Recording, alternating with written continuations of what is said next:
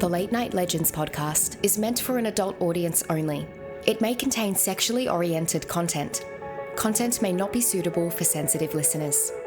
Please be aware of your surroundings. Listener discretion is advised. Watch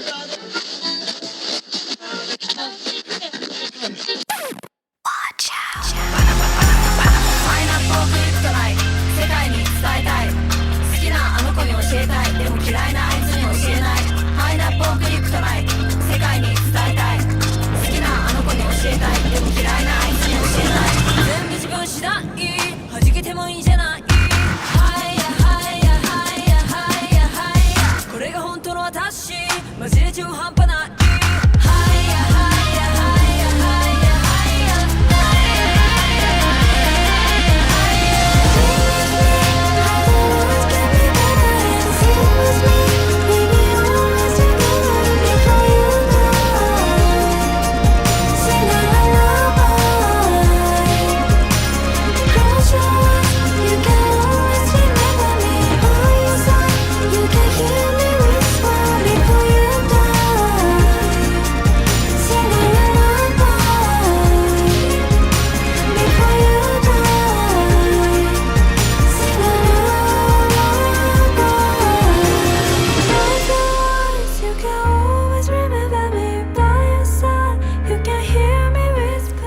So making that into a TikTok. It started, so. Hello and welcome to Late Night Legends. I am one of your hosts, Joan, and I'm here with Kay. As you can see, we are a skeleton crew tonight. We have 3 hosts on vacation and other ones who are just taking a break for today. So that would be James is off tonight, Charlie's off tonight, Jesse's off tonight, and Frank is off tonight. He's on vacation, but we're going to pretend it's because it's his big old birthday, which it is his birthday. So everyone either type in the comments, happy birthday if you're watching this video, or you can type in the live chat, and we will make sure that he gets this. And if we get at least 10 happy birthdays across all platforms, I will send an air horn to his house because that is his favorite sound. And everyone loves hearing him cheer for air horns. So, that being said, you might notice that there is a face here that you do not usually see. But what if I tell you I see this face daily? This is Justin. Justin and I have been roommates for 7 years now, and only roommates. And Kay is also our roommate. I am also there. We are all in the same house, and we're actually all in the same room right now. And they cannot prove us wrong. But yeah, actually, Justin, he doesn't know this yet, but just for the audience, Justin is my husband. Wait, I don't know it? Justin is my husband, and Justin happens to have some knowledge about today's topic, but not a lot of knowledge. No. So let's begin with first off, the topic, which is Obon tonight. Before we wrap up announcements, I'm doing a really bad job at this. Next week's episode is Kay's, and Kay, what are you doing again? I'm sorry. We're doing haunted artifacts. We're doing haunted artifacts, and then we have other shows coming up, but let's just focus on the next one. August is going to be a whirlwind. As I said, we're a skeleton crew, so bear with us and help us. Please help us. You're going to be seeing a lot of Joan and I. A lot. Maybe too much. Who knows? But yes, tonight is Obon. Obon is a Japanese celebration, and why we're having Justin on. So we're going to start with a few questions just for Justin. So first question, Justin, what is your relationship to the country of Japan? My mother is a native Japanese person. Mm-hmm. I was also...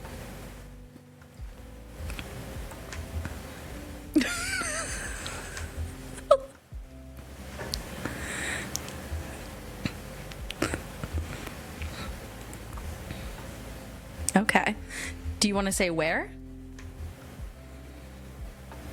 Okay. Do you want to give anyone else any clues about geographically where that is or any significance to it? No, I'm just asking you to elaborate. We want to know where you live. Yeah. Before and now. We're doxing the 10-year-old you.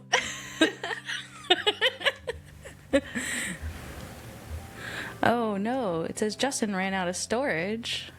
That came up on the thing. That's not good. Hold on. You just keep talking, Justin. It's okay.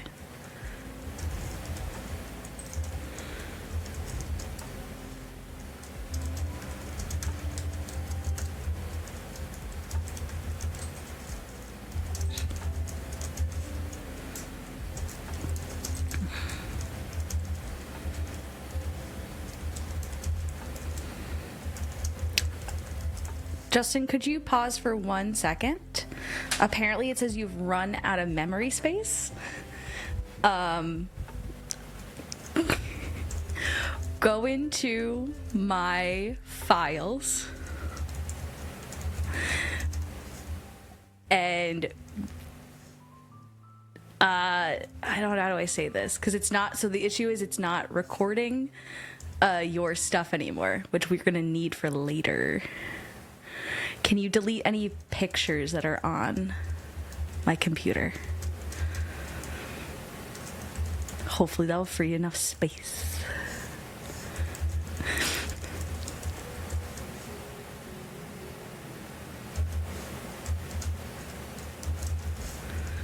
We do apologize for these technical difficulties. I am so sorry. Okay, how was your day today? Just while he's doing this. It was good. I baked a lot of bread. As I do every Monday. So. Is Monday specifically bread day?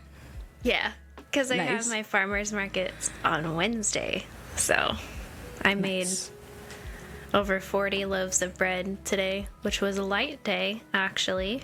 Wow. Sometimes I do up to 70. And it's all sourdough?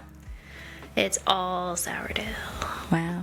You sound so excited about sourdough. Can you eat sourdough now, or are you soured out? No, I love it, but I go through every single week. I go through this cycle where, you know, if you go on Instagram or TikTok and you see all of those big pages that do sourdough, and they're like, oh, this is so relaxing dough day, you know, and they're in like the cute little outfits and they're so picturesque and everything, and they're like, dough day is so relaxing to me. And I hit Monday dough day. I'm like, why do I do sourdough? I hate this. Like, mixing that much dough is absolutely awful. I hate it. And I'm like, I hate it. I hate every bit of this. I never want to make sourdough again. And then tomorrow I'll bake it. And I'm like, okay, this is pretty fun. Like, it's turning out good. And then on Wednesday I go to the market and I'm like, I love it. I love want it. to do It's this great. every day. Nice. And then it comes to Monday and I'm like, I never want to do this again. Never again. Ever again.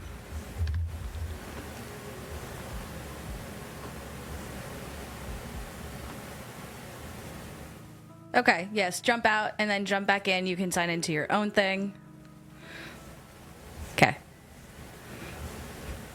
The issue that we're having is that he's technically using my work computer because it's the only other computer in this house that has a webcam. Oh. Gotcha. Yes. Yes. So I'm like, the things you can delete are this. Specifically, do not delete other things. That makes sense. It wouldn't be the biggest of deals if you did, though. I can get most of that stuff back. But yeah. So while he is gone, I'll just mention that, as he was saying, he lived in Sasebo, which is in the Kyushu prefect, and it's in the like a southern island of Japan, off the main one, and it's near Nagasaki, which many of us Americans know about for one reason or another. But, yep. And he grew up specifically on a base in Sasebo, American military base. Why he's not as culturally aware of some of the Japanese customs, because he was living as like an American culture while in Japan, so it's very interesting.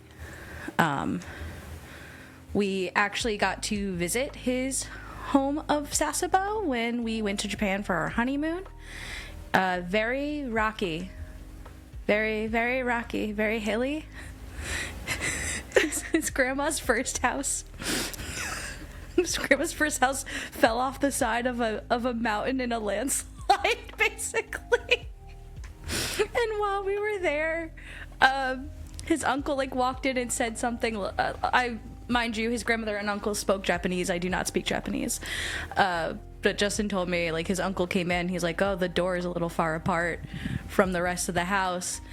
You gotta be careful. And she goes, it's not gonna fall down today. And I was like, I'm sure you said that about the last house.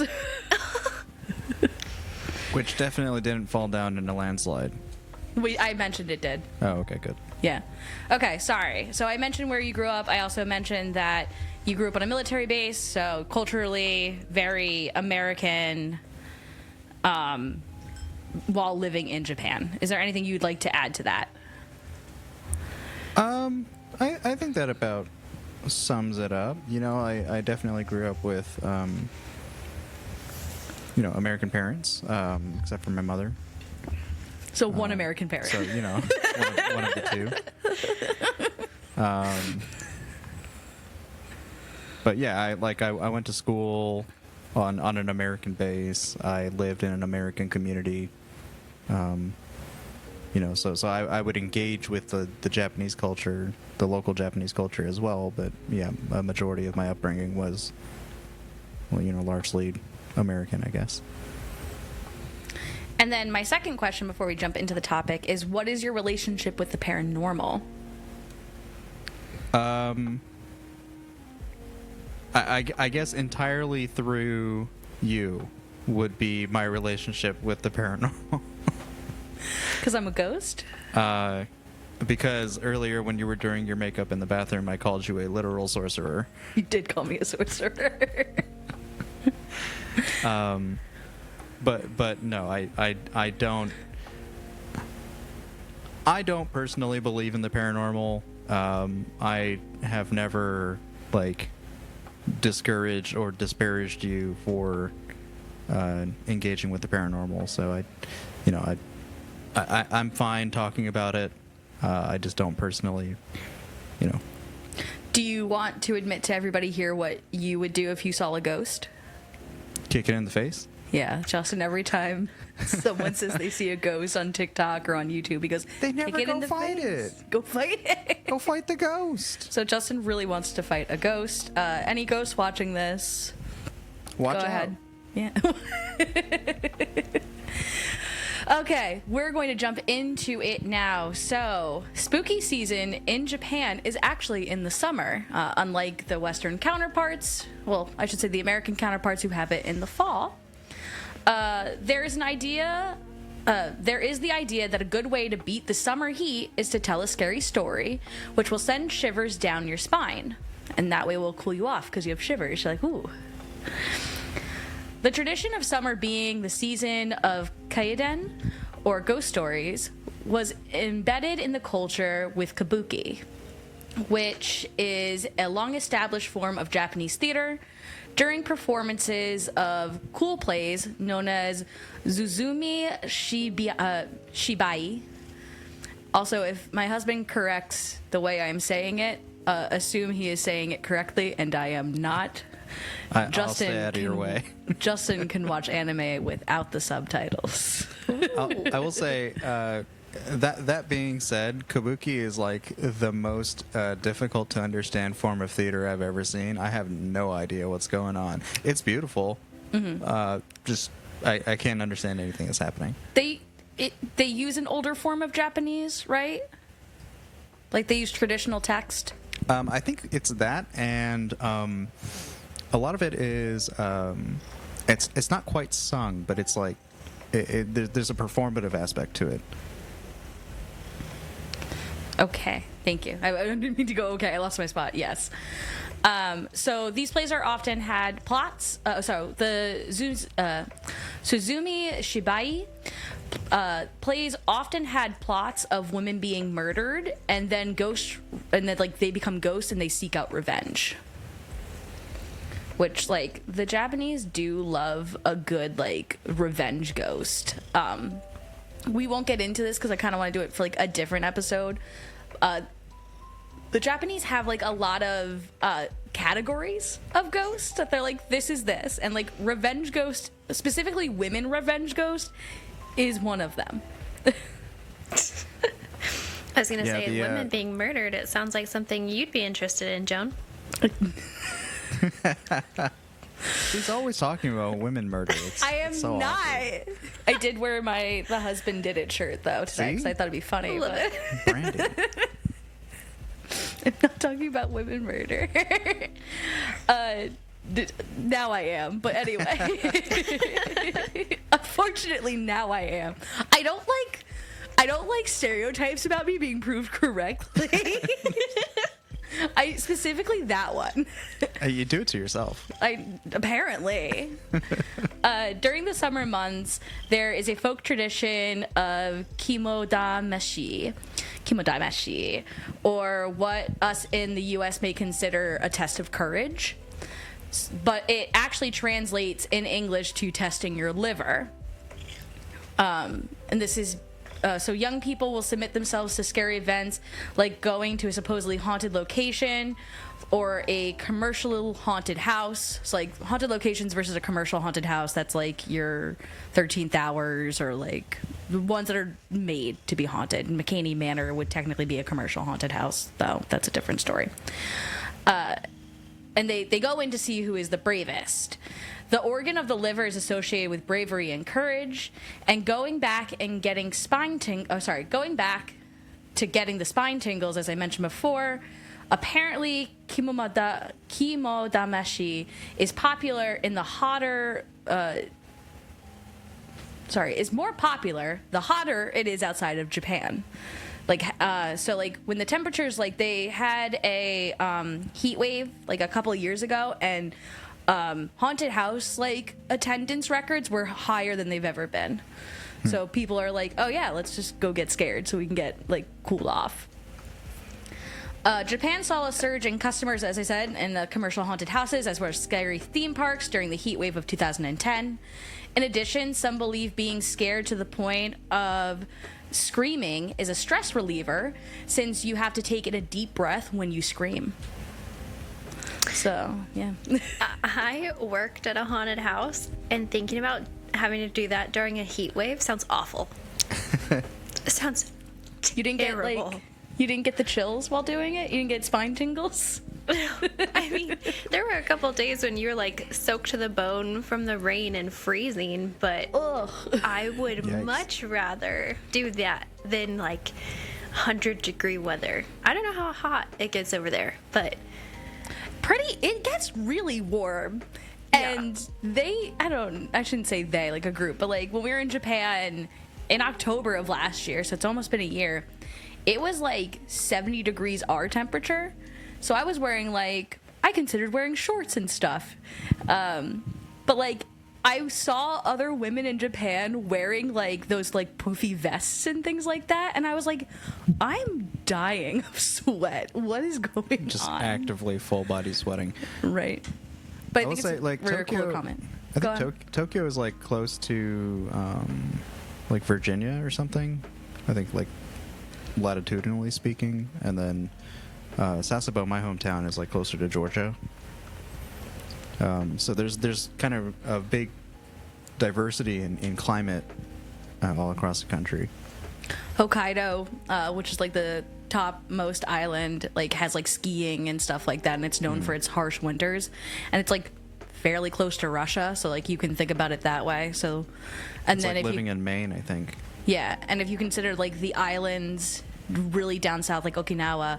Okinawa is a tropical island, so Japan has like a very wide range of climates that you can traverse.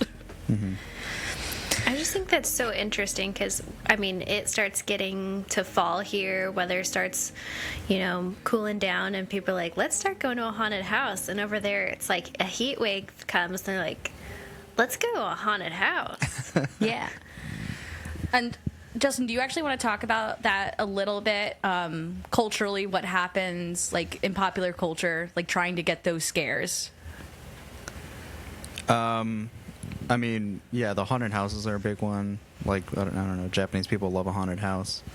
They have a lot of, like, TV specials, especially during the summertime. Like, they'll do, like, 1, 2 hour, 3 hour, like, TV specials where they're talking about, like, different ghost stories, or, they'll show, like, photographs when there's, like, an extra hand, like, hanging out over your shoulder, or... Yeah, they'll like go to, supposedly haunted locations and look for ghosts and stuff. Could you, if you know, tell us like a little bit about what a Japanese haunted house might look like?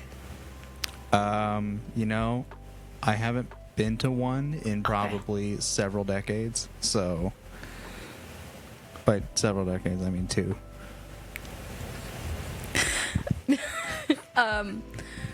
What we can, just like a funny tidbit, there is an anime that I had Justin watch a bit of called Fruits Basket, and there's a scene where they go into a haunted house.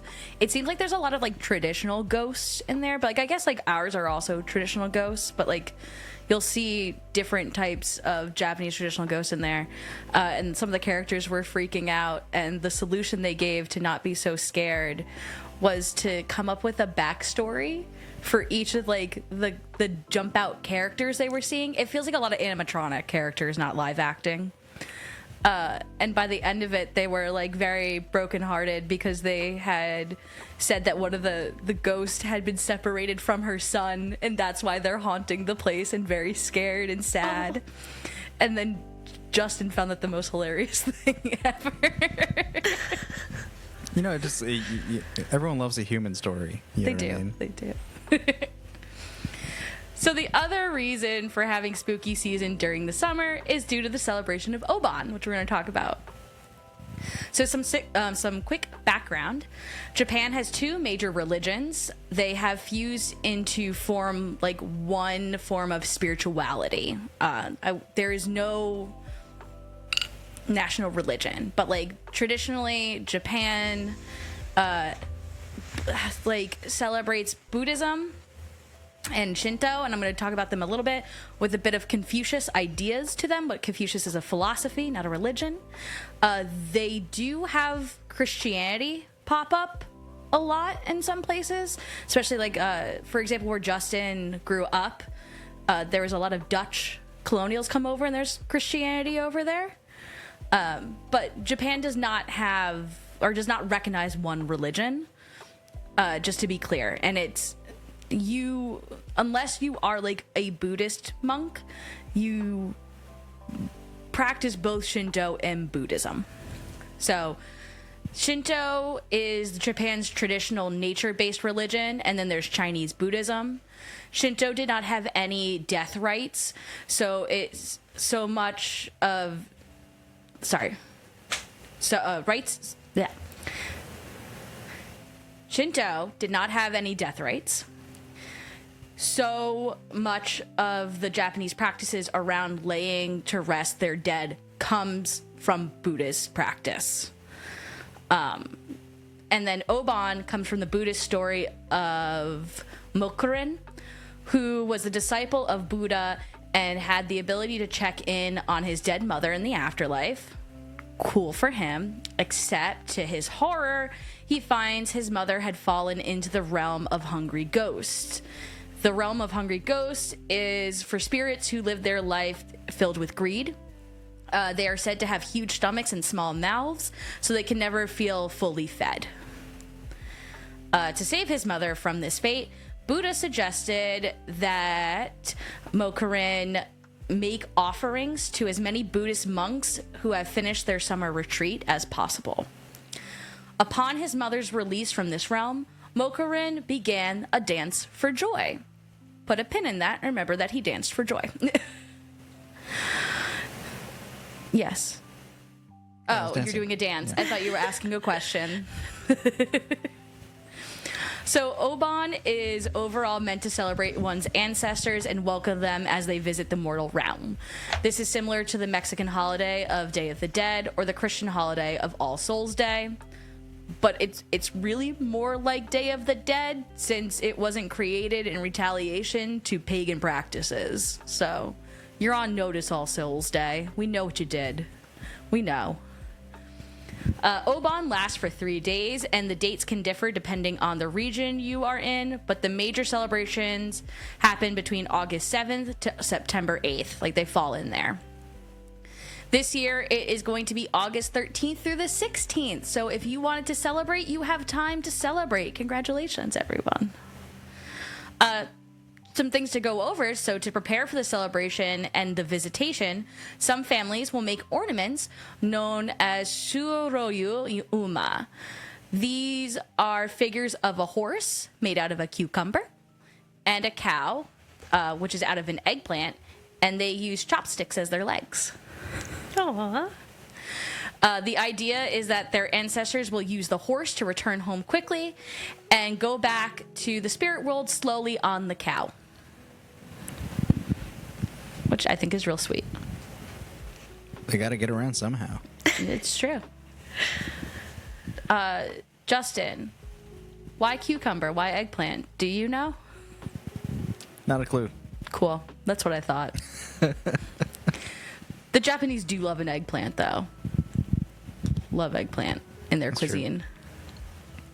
On the first day of Obon, families will gather in their hometown and go to the graves of their loved ones and clean them. Loved ones will also make offerings of flowers, sake, and even the deceased's favorite snacks at the gravesite. And then they will then take their kochin lanterns and use them to guide the spirits from the grave to the home and the house altar.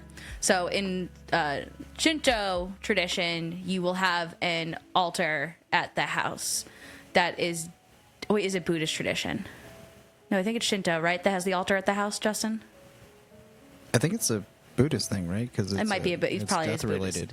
Yeah, that's true. So in Chinese Buddhist tradition, you will have an altar set up at the home with like incense and like a memorial to the person who is deceased there, or a couple of people it could be for. But the point is that you gotta get the ghosties to go from the grave to the house altar. So you gotta be like, come on, come here, follow me. Psst, psst, psst, psst, psst.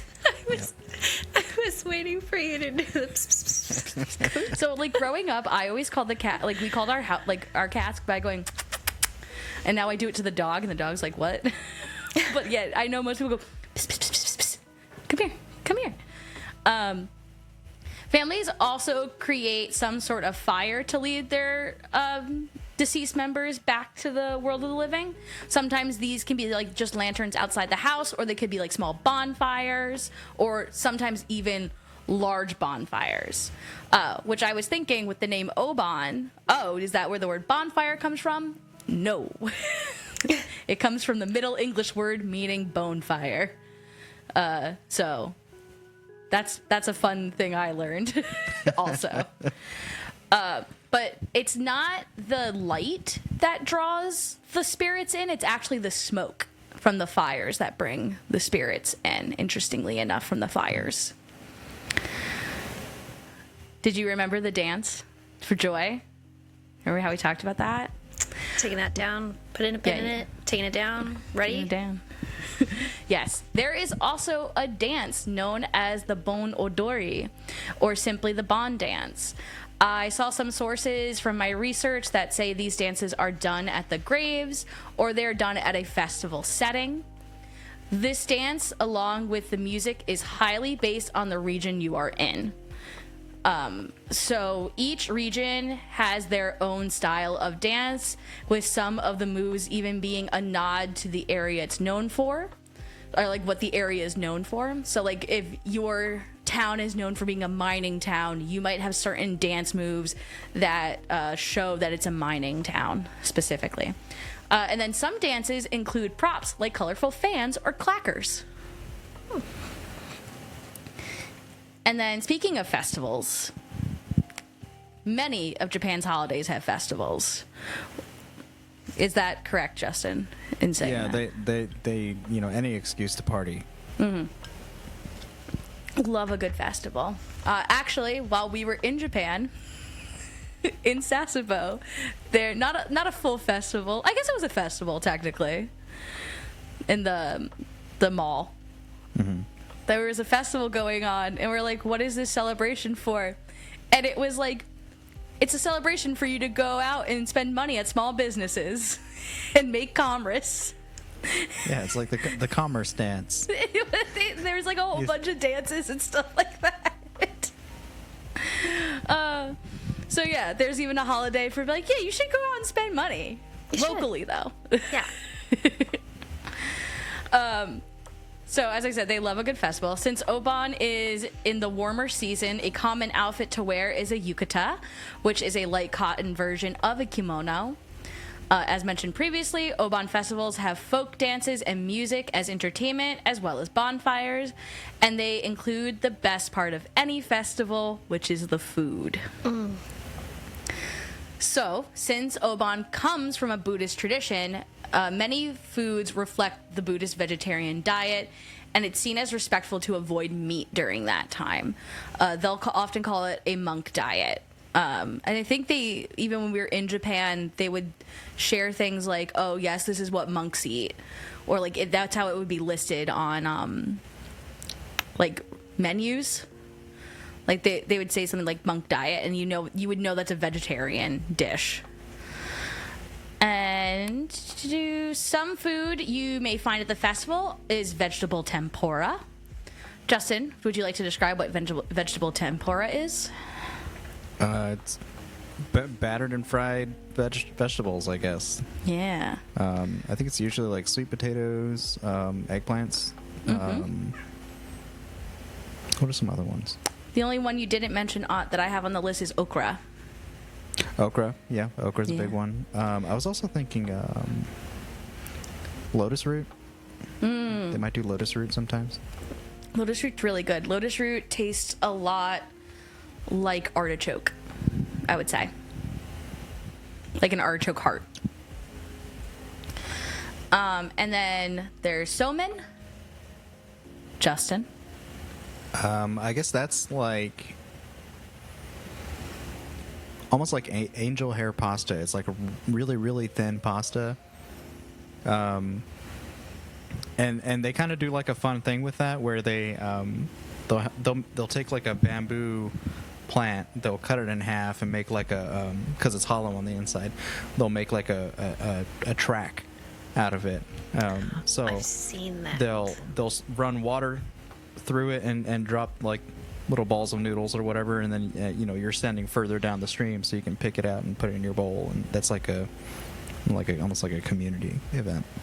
Nice. The way I have it described, I'm not sure, it's a buckwheat noodle, right, Justin? Soba is a buckwheat. I'm thinking of soba. Never mind. It's not a buckwheat. Okay. It's a thin noodle, often served cold. Somen noodles are featured at several Japanese celebrations. Some possible reasons it is eaten during Obon is they are very long in length, so the noodle could symbolize the length of one's happiness. And that's like the when we went to get ramen that one time for my birthday. Yeah. And they were like, you have to eat the whole thing without cutting the noodle or something. I think we went to a Chinese pulled noodle place. It wasn't ramen. Yes. We went there and they did not cut the noodles, so Justin had to eat the whole noodle. And then they also gave him 2 eggs. Something about like living 100 years if you eat the eggs. Yeah, now I've been cursed with immortality. Yeah, it's pretty bad. For 100 years. For 100 years. We took them back again this year, so it's like 200 years at least now. Do you have to eat the noodle like Lady and the Tramp style, or can you just like get in there and just put the whole thing in your mouth? I mean, I'm chewing it. That's not what she asked. Yes, you can bite the noodle, I believe. That is allowed. You do not have to intake a solid Like the noodle entire- and then chew it.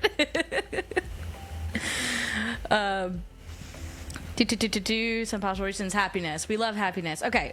Or the noodles could look like the reins of for a horse, specifically for the spirit horse that the ancestors ride to meet their living family members on. So it could look like horse reins. Just loving the horse. For sweets, there is ohagi. Justin. I'm struggling to recall what that is. Which is mochi rice coated with sweet red bean paste. Oh, it's on the outside. Yeah. That's what it said, at least. Okay. I believe I got that information from the JR Pass website. Fun Oh, fact. good. Yeah. Good. They also talked about traffic heading into different festivals. JR stands for Japanese Rail, just so you know, okay? It's the National Rail Service. Yeah. And then there's also dango. Dango, I'm not really sure what dango is made of. I think it's like potato flour. Maybe it's rice flour. I'm not sure. But I it's think like it said small rice balls. And then if I remember correctly, it's covered in like sweet soy sauce. yeah, they come in different like flavors or different. There's different ways to make it. Yeah. So there are different kinds of dango eaten on different occasions, and they sometimes come in different colors. During Obon, they are traditionally white and arranged in a pyramid shape. And outside of the festival setting, celebrants will cook the favorite food of the loved ones that passed away. So if you're like, yeah, Yuki really loved gyoza, you'll eat gyoza for dinner one night in celebrant of Yuki. And we all know that I love some superstitions. And Obon has a few to go along with it. So during the 3-day festival, you should avoid offering any other color than white or the favorite color of the person. I missed a word. You should avoid offering flowers unless they are white or the favorite color of the person who passed away. Because especially black flowers are seen as really bad luck during Obon. And then in addition, flowers that are considered unlucky are any with too strong of an odor, flowers with thorns, and flowers which are considered poisonous, like the red spider lilies or daffodils. Did you know daffodils were considered poisonous? What? Don't leave no stinky flowers on my grave. No. I think there's a fear that the smell will make the spirits go away, hence why there's fire to the smoke Maybe helps out. The smell of the flower will overpower the smell of the smoke. That is also true. Also, just in general, Japanese people tend to like very quiet things, and that includes fashion as well as, I shouldn't say all fashion, but daily fashion. You'll see very muted colors, a lot of earth tones and things like that, unless you're in specific fashion districts in Tokyo. But also smells is another thing. Too strong of an odor might be considered rude because it's invading other people's space and stuff like that. It is also seen as disrespectful to get married at this time. Justin, if I told you this is a very Japanese reason, what do you think would be the reason that it is disrespectful to get married at this time? And it has to do with Obon? Yeah.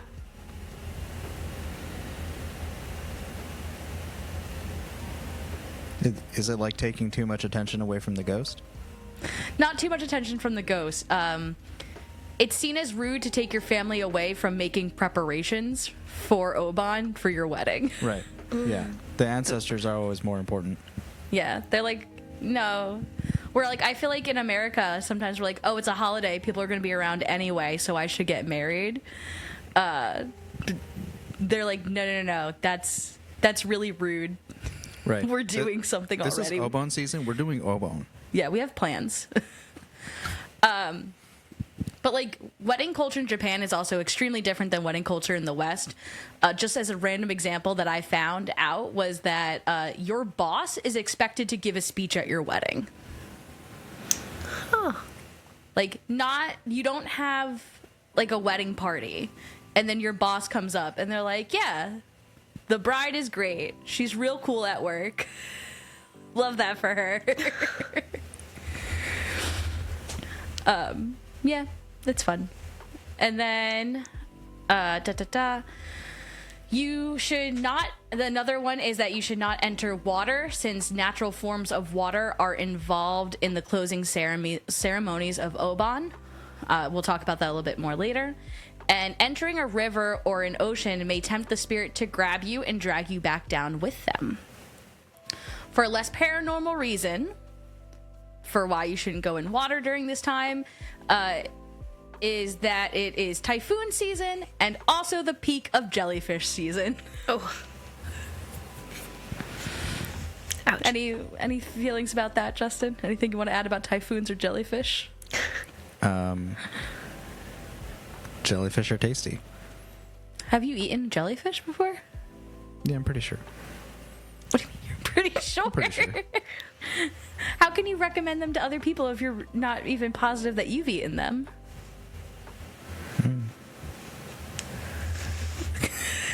I feel like rather than being like our specialist, Justin's just getting quizzed. Yeah. You just come on here. This is my life. And you keep asking questions. He's like, Katie, you want me to ask you the questions instead? I'm trying to make him feel involved. Justin, you I'm are here, involved. man. I'm vibing. Okay. Jellyfish season, typhoons. They're bad. They're scary. Typhoons are scary. There a specific kind of jellyfish, or just all jellyfish? Not clarified, honestly. I would assume like all of the jellyfish would be bad for stinging reasons. I just wasn't sure if we were talking like a normal jelly or like a man of war. I don't think man of war are there, but I also don't. I'm not going to pretend like I know what the ocean is or what she does. That's her own goddamn business. I'm letting her do her thing. Just You're accepting not a it. part-time ichthyologist. No. One of Justin's special talents, if you want to even call it that, is that he can think of the name for a lot of scientists on the fly. This also could just not be true, and I just believe him because he says ologist at the end of it. That's so funny. Now that I'm what, thinking about it, I could be the idiot, honestly. Give us an example. We were gardening yesterday or the day before, and Joan was asking me some kind of question about the tomato plant that we had just repotted, and I'd said something like, "I'm not an ornamental horticulturalist. I don't know what. I don't have all the answers to your question." I was like, wow, he sounds so smart. I believe him.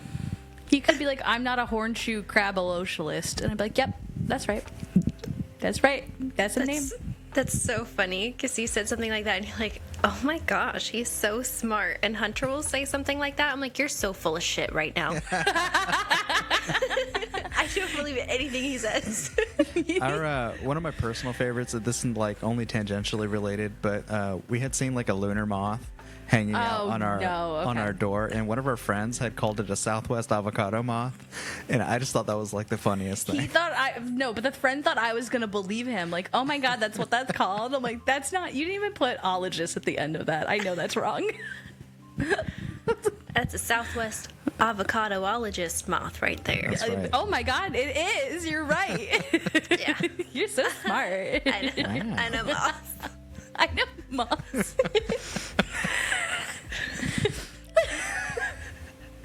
I think you need to get a shirt that says that. But then I also feel like people would ask you, and you could be like, actually, I really don't. I don't know Mars at all. You know what? I'm gonna pick one out right now. Do it. Pick it. Do it. Okay. Anyway, getting to this, the last part of this. In the ceremony for closing out Obon, people will light lanterns once again. Often these lanterns are floated on some form of natural water and are supposed to guide the ancestral spirits back to the spirit world.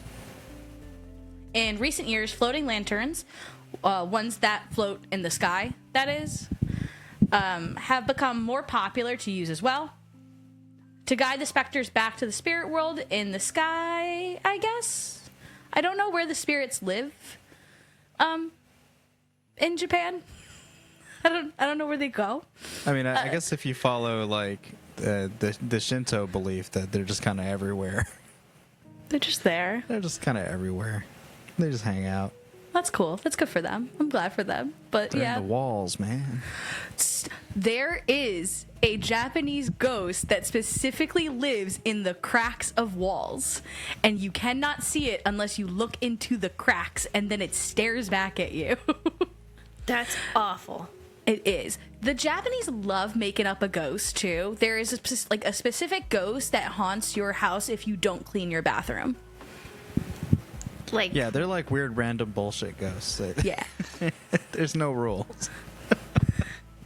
I want to do an episode about different Japanese ghosts, and I think we'll have to do 2 parts. Like, one's a serious one, and one's one that's like, what is this ghost? What is it doing?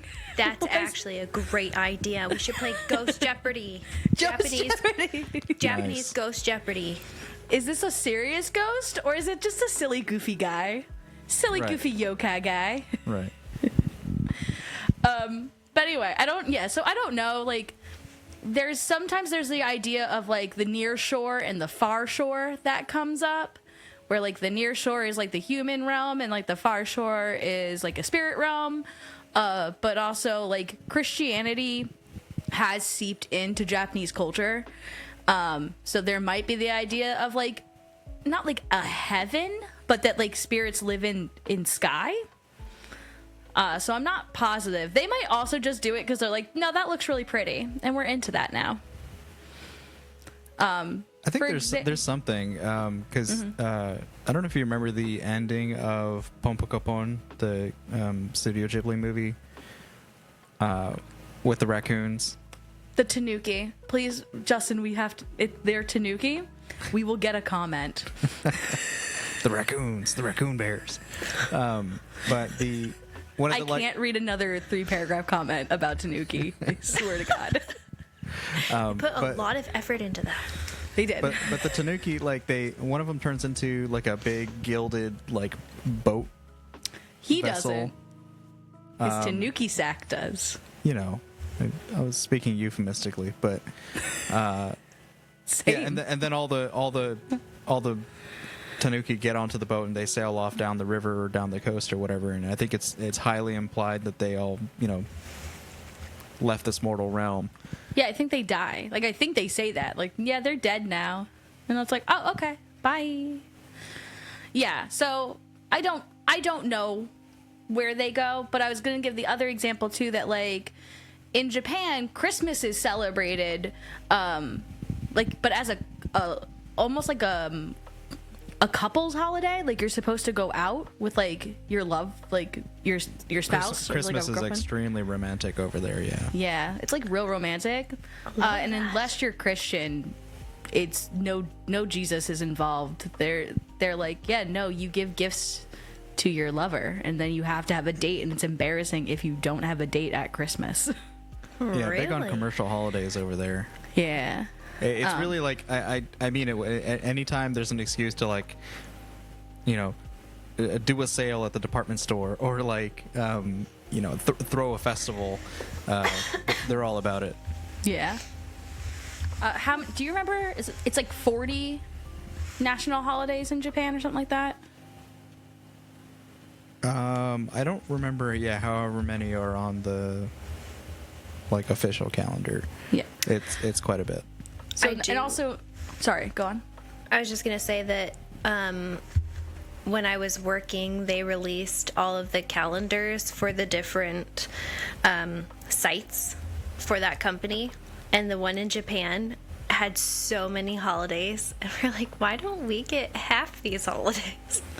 I will say, in their capitalistic defense, it is not seen as good practice to take days off. So, like, your holidays are, like, your holidays. You That don't makes often sense. take days off. Yeah. But we still don't have enough holidays in the Americas, so just saying. Anyway, back to this.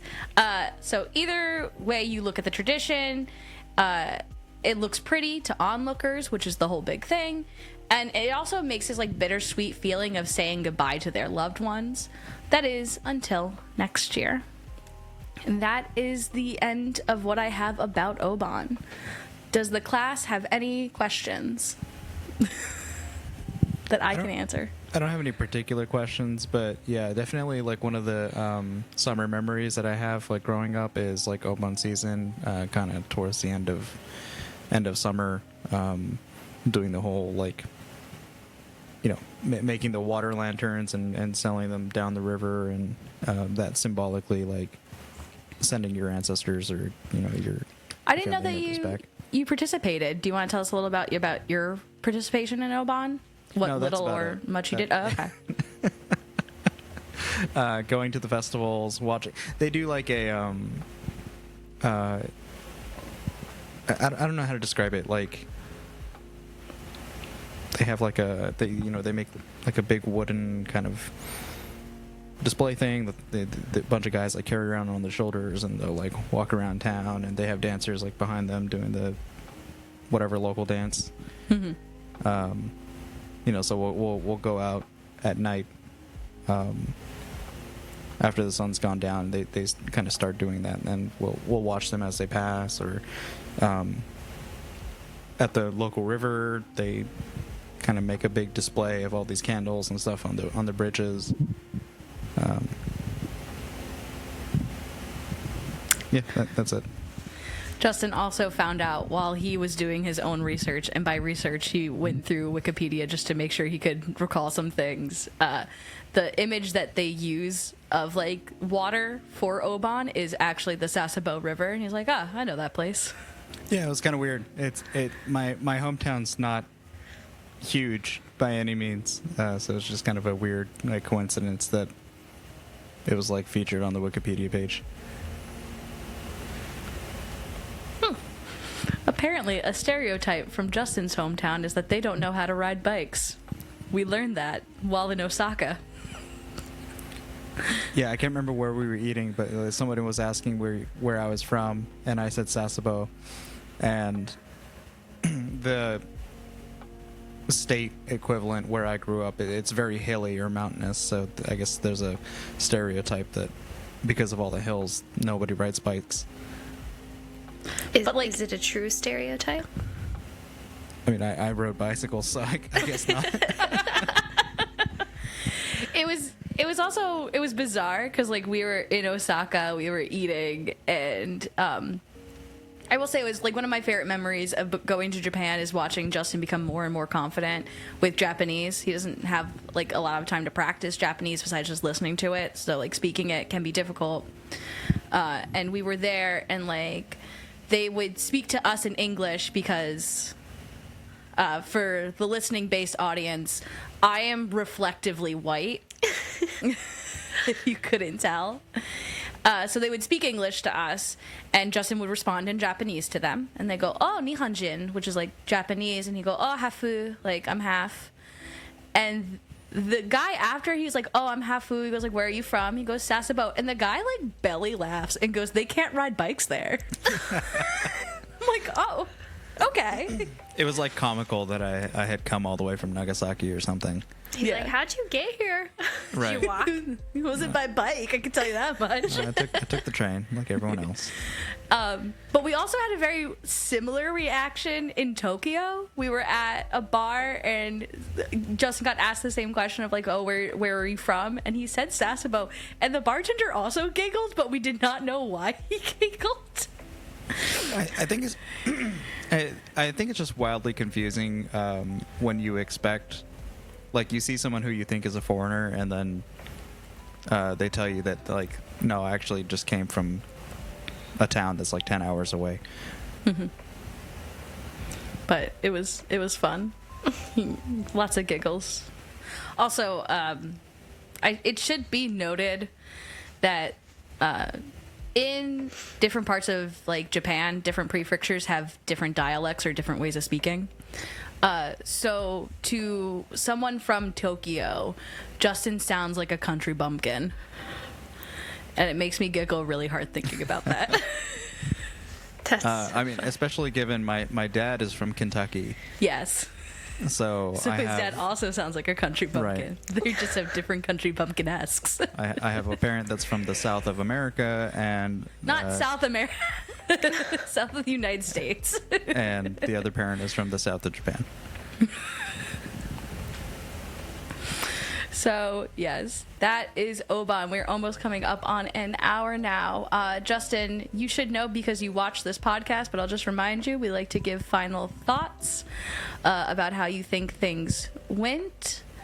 Do you want Kay to go first, or would you like to just give the old college try? Yeah, come back to me. Okay, we'll come back to you. Okay. The best moth is the Venezuelan poodle moth. Okay. Yep. The poodle moth is a rare and little-known species of moth that was first discovered in 2009 in Venezuela. It is recent. Yes, yeah. It is known for its distinctive, fluffy appearance that resembles a poodle or a cotton ball. Aww. The species is not well studied and little is known about its biology or behavior, but you should look these little guys up. They're adorable. I mean, Who's ever editing, please put a picture up. I can try and show you. Oh, wow. Oh, my God. She's too pretty. Yeah. She needs to stop. I am a mothologist, and that is my honest, well-educated opinion on moths. Nice. I think you should also look up, Kay. Justin's not a mothologist. And we got into an argument, so we have a plant outside of our house. Not a true argument, but like a tiff. We have a plant outside of our house that's a great pollinator. All the pollinators come by. We one time saw a hummingbird. Oh. And we thought we saw a hummingbird twice. Well, Justin did. Justin goes, look at that hummingbird. I go, where did he go? Oh, he's back. Okay, that's fine. I was like, that's not a hummingbird, it's too small. He goes, no, it's definitely a hummingbird. Look at its wings. And I was like, Justin, I think that's antennae. So there is a thing called a hummingbird moth that look like mini hummingbirds with antennae. So I also highly suggest you look up. That's not my final thought, but Justin, would you like to give your final thought?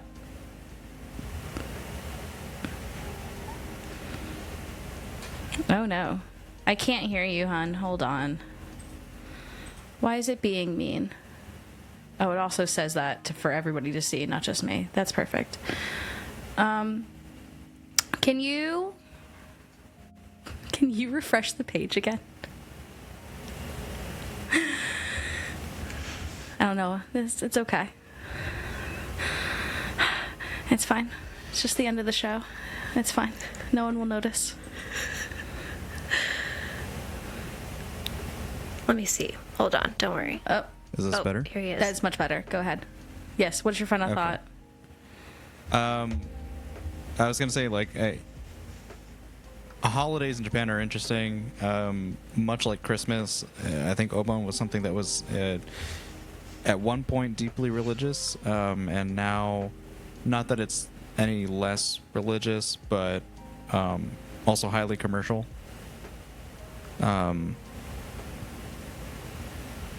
That's it. I don't know. It's just a good time to come out and enjoy the summer weather with your community and go to the festival dance and eat the festival food and participate in the local culture, I guess. Thank you.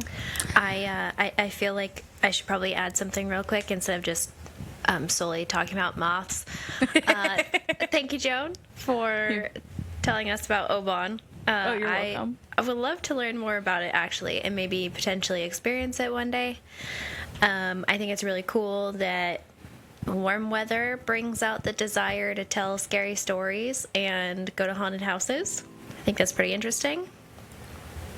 Yeah. Yeah. Add that on. I like that. Yeah. So for my final thought, first off, thank you, Justin, for accepting the bullying I put on you to do this. We really appreciate it. I love being bullied, so Don't say that. That's not true. bully me, senpai. Justin, or blink twice if you're okay. That was once. Anyway. Oh no. If you would like to see more of Justin, you can come to my house. I'm just kidding. Don't do that. I don't want you here. Calm down. But if you would like to see more of Justin, he is actually going to also be making a guest appearance on our Sister's a strong familial word for what cousin Super show. Balls is. Yeah. Backcountry cousin of Super Balls podcast. And he'll be helping us out with Family Feud. And you might be able to spot another spouse. We could play the Spot the Spouse game on that show come September. So, well, we won't say whose spouse, but it's someone's spouse from here. It's Justin's spouse. It's me. I'm also on that. Anyway, Nice. That being said, what I really enjoyed, similar to Kay, about Obon is the idea of the philosophy of like spooky season in Japan and like scaring yourself so you get chills. And I just like want a reason to like celebrate spooky stuff all year round anyway, so I'm also going to adopt this idea. We do have a heat wave coming again for like the 5th time this summer. So, maybe we'll watch some like spooky movies, or I really love Japanese YouTube of ghost hunting, because even if it's faked, it's real good. They do such a good job. Maybe it's the ghost. The quality of ghost is better in Japan. Can't tell you. But there's a lot of like, to quote Nuke's Top 5, did you see that? And like it pans and like it'll be someone walking and someone's face was like right there next to them, or like you'll see feet just walk by slowly. It's so good. Such creme de la creme. So if anyone wants to cool off in this coming heat wave and you're in the States or in Japan, feel free to look up some creepy videos, or you can listen to our podcast and get a little scared. Just a little. One petite peu scared. Justin, how do you say listen to our podcast and get scared, a little bit scared in Japanese? Listen to our podcast and get a little bit scared in Japanese. Thank you, honey. That was You're very welcome. helpful. I'm not going to pretend I didn't know that was going to happen. Once again, you check us out wherever you listen to podcasts. As I mentioned at the beginning, if we get 10 happy birthdays for Frank on any platform altogether, we will send air horns to his house. So once again, happy birthday, Frank. Happy birthday, Frank. Happy birthday, Frank. And yeah, just leave a comment about what you enjoyed. We love reading them, and we are going to be putting more stuff up on our Instagram and on our TikTok. So make sure you're checking those out, as well as we are on Twitter, also known as X, but Twitter in our hearts. So you can check us out over there as well. Yeah. Tell them good night, kids. Good night, kids. Yep. Justin, kiss your uncle, audience. Good night. Brush your teeth. Oh my God, brush your teeth. That's true. Brush your teeth. Okay. Sayonara. Or bye. Oyasumi. Bye. Bye.